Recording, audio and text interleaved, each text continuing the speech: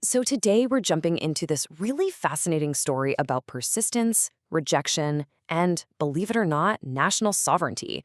It's all about a piece of tech so powerful that the nation of Switzerland decided it was just way too risky to touch.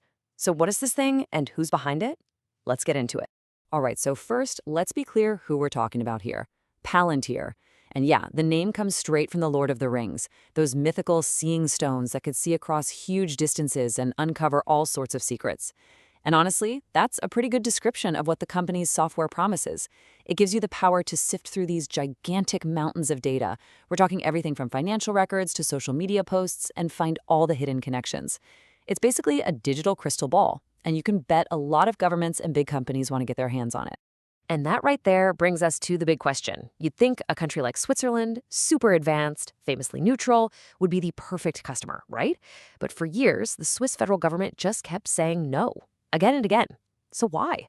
What did they see that so many others didn't? That's the puzzle we are going to try and piece together today. Now, this whole story kicks off with an incredibly persistent sales pitch.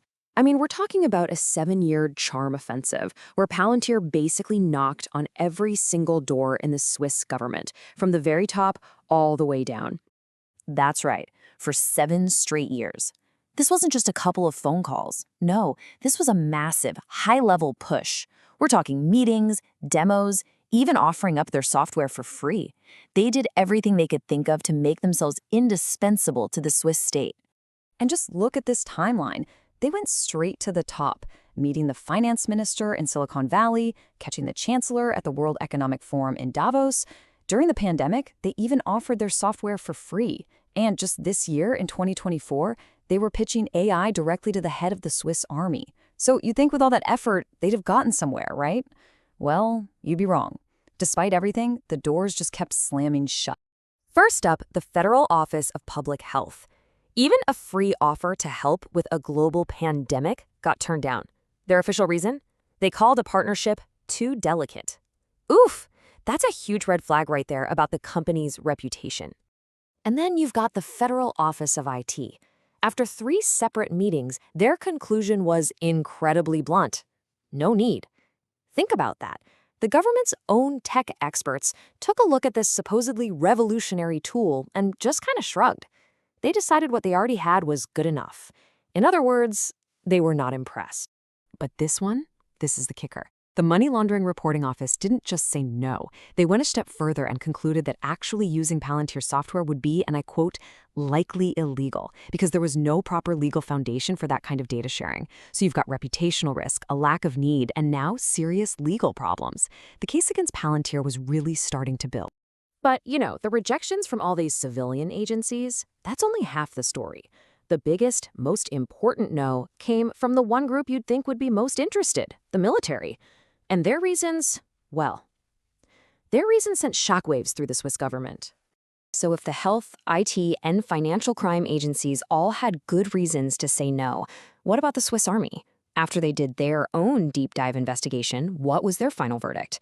What on earth did they find that was so alarming it made them walk away from one of the most powerful intelligence tools on the planet? It all came down to an internal Army report that identified 2 absolute, non-negotiable deal breakers. First, a loss of sovereignty. They were terrified of becoming dependent on a foreign American company for their most critical military intelligence.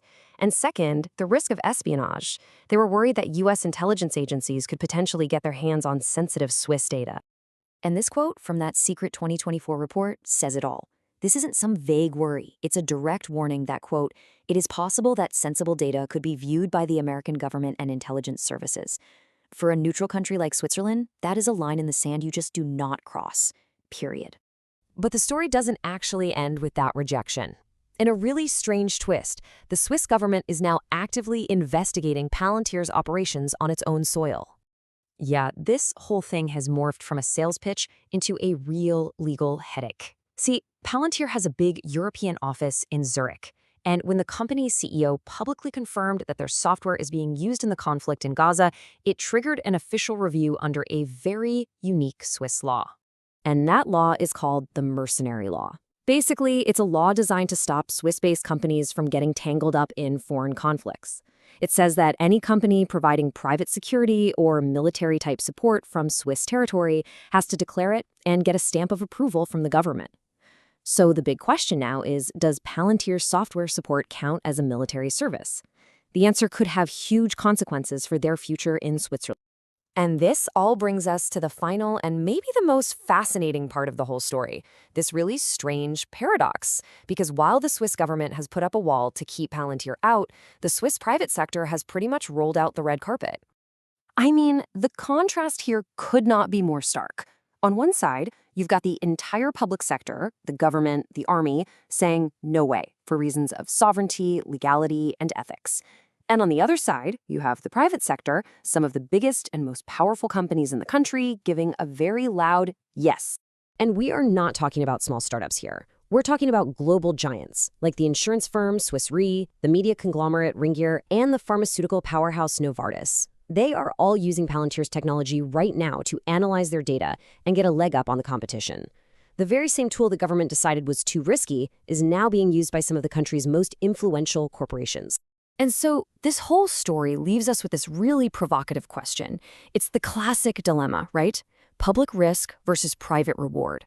When a neutral government rejects a technology because it's worried about national sovereignty and ethics, but its own corporate titans embrace that same technology for a business advantage, who's got the clearer vision? Is it the government trying to protect its people? Or is it the private sector pushing innovation forward, even if it comes with risks? Who's making the right call here? We'll leave that one for you to think about.